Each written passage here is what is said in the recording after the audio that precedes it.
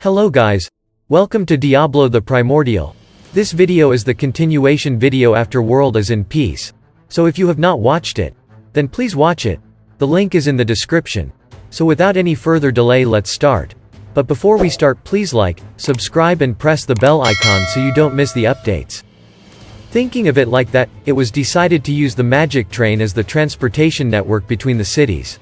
By implementing various different kinds of magic techniques, the train was now able to travel at a speed of 300 km per hour without impacting the surrounding or making noise. The railroad tracks were made by the Empire soldiers. The Western countries, Dwarf Kingdom, Sorcerer's Dynasty Sarian and the previous Demon Lord's territory. The transportation network between Tempest and the surrounding countries was advancing at a quick pace. Between the Dwarf Kingdom and the Empire, the dwarves were also constructing a rail. By the way, the previous Demon Lord's territory after Milam's group left was still untouched. It was a rich land, abundant with resources. I am thinking of discussing with the kings of the surrounding countries on how to use it later on. All these development will probably be completed in 10 or so years as state projects. No one objected to it. When I suggested the construction under my name, all of the countries happily accepted. As expected of the great Demon Lord's name who saved the world, it sure gives off a sense of sophistication. It was also expected that all these new technology will lead to many people getting unemployed. This construction will give all these people jobs, so it's not all bad. Rather, they must have realized that this transportation network will lead to further development. From now on, people who have information will be controlling everything. I decided to restrain myself and there was no one to obstruct either. If so, then the deciding factor will be how fast the other countries take in Tempest's new technology. The economic war was so intense now that directly going to war seems stupid at best. And the factors supporting that are information and the citizens' hard work. If everyone in a country does not work hard, the country's living standards will remain low and the quality difference will keep on increasing, is what Seal Sand's future prediction chart says.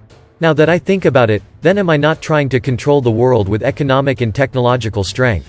No, I am probably thinking too much. I did say that I would restrain myself, but I didn't say anything about not taking over the world. Well, it's fine as long as we all work hard and make it a better world together. I established 2 more new cities in Jura Forest. At present, they are under praiseworthy construction. One for the High Orcs, a mining city, and the other for the Lizardman, a city on water. High-quality minerals will be produced from the mining city. And these produced goods will be transported to the central city of Tempest. The water city will be floating on the Sis Lake and I also plan on building a station for airships there. There's also one at Tempest but not many can be stationed at once. In that sense, as Sis Lake is huge, it can station a lot. Rigurd is ruling as the Prime Minister in Tempest. For the mining city, it will be Gerudo, and Gabble for the water city. The kings of each tribe will be governing their cities. I am a little worried on that part about Gabble, but he is also maturing as he has made up with Abel. He isn't the Gabble he used to be, so there shouldn't be a problem. And like this, a system which doesn't require me to give orders was slowly being constructed. Even otherworlders, who are being discovered at various points of the world, are now being protected safely. The ones who decide on living in this world will be sent to a particular academy in Ingracia Kingdom and will gain general knowledge about this world and learn fighting techniques and other things. After graduating, they can work at any important organization in any country. If they choose to return, they will be sent to Mai's Otherworld Network Research Division where they will help her research. Well, actually, I could send them back to their world by myself. However, it somewhat felt wrong to be sending every one of them to their home countries one by one, doing the philanthropic work. Besides, now that I have confirmed that there are several different worlds, I can't lump them all together as otherworlders. There will be otherworlders who are not from the world I am from. I will provide them with information, and so, they will have to work hard themselves to develop a teleportation magic to cross dimensions, a dimension navigation method. For that, they will have a strong driving force and a strong will. Although, I am considering secretly sending them off if they fail even after trying for a few years. But I have a feeling that they can probably do it, so there will not be a need for that. Their hard work will bear fruit and the dimension navigation method will be developed. And then, a brand new story will start with interdimensional exchange. Ramirez was upset. After all the trouble I went through to do some glorious work. Now I will have to be a child for a few thousand years again.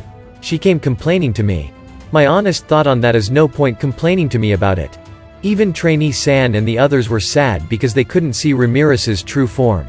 But, really, just for a few years after waiting a few thousand? It's weird that she can only be in that form for such a short period of time. It seems she had awakened forcibly this time, so she will have to start anew again. Well, it's fine, isn't it? Childs can play whenever they want and you won't be given unpleasant work like Milam, you know? Well, that is true. My work will be my beloved research and that is the best, but… right? In the first place, there isn't anything you would have wanted to do after becoming an adult, right? Now that you mention it. And so, after such a conversation, she went back to her normal cheerful attitude. It seems like she just wanted to show her adult form to me, and so Ramirez was easy to calm down. And now, about the labyrinth, well, the difficulty level had gone too far up. No matter how I think of it, no human can ever conquer it. Even with cutting-edge battle weapons or magic tools, it will probably be difficult for them. So much that even the lower levels were now a place to test the newest weapons.